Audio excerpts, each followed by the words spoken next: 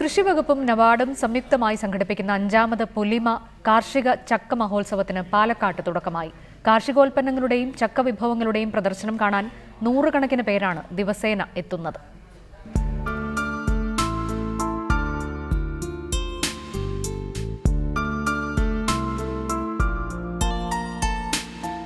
$102 kilo തൂക്കമുള്ള ഒറ്റച്ചുവട് കപ്പ, 17 തരം വാഴക്കുലകൾ, 60 kilo മാങ്ങയിഞ്ചി, വലിയ അടയ്ക്കാക്കുലകൾ, ഏറ്റവും ചെറിയ കാവേരിപ്പൂ വാഴക്കുല തുടങ്ങി ആരെയും വിസ്മയിപ്പിക്കുന്ന കാഴ്ചകളാണ് പൊലിമ കാർഷിക മേളയിലുള്ളത്.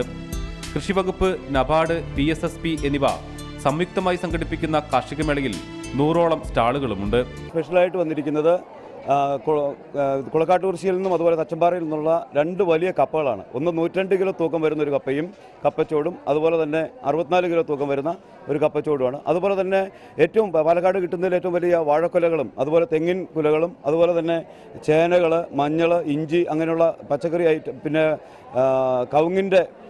കവുങ്ങിൻ കുലകൾ, മത്തൻ, വലിയ കുമ്പളങ്ങ, അങ്ങനെയുള്ള ചക്ക, ഒരു വെറൈറ്റി ഒരു 150ഓളം ചക്ക മഹോത്സവമാണ്. അതിൽ 150ഓളം ചക്ക ഞങ്ങൾ പ്രദർശിപ്പിക്കുന്നുണ്ട്. ഇതോടൊപ്പം വിവിധ തരത്തിലുള്ള മത്സരങ്ങളും സംഘടിപ്പിച്ചിട്ടുണ്ട്. മേളയുടെ ഭാഗമായി വിവിധ കാർഷിക വിഷയങ്ങളിൽ സെമിനാറുകളും നടത്തുന്നു. കിഴങ്ങുവർഗ്ഗങ്ങൾ, പച്ചക്കറികൾ, വിത്തുകൾ, ജൈവവളം തുടങ്ങി കൃഷിയുമായി ബന്ധപ്പെട്ട എല്ലാ കാര്യങ്ങളും പാലക്കാട് ചക്കാന്തറയിൽ നടക്കുന്ന മേളയെ ശ്രദ്ധേയമാക്കുന്നു. പ്രദർശനം ജനുവരി 3-ന് സമാപിക്കും.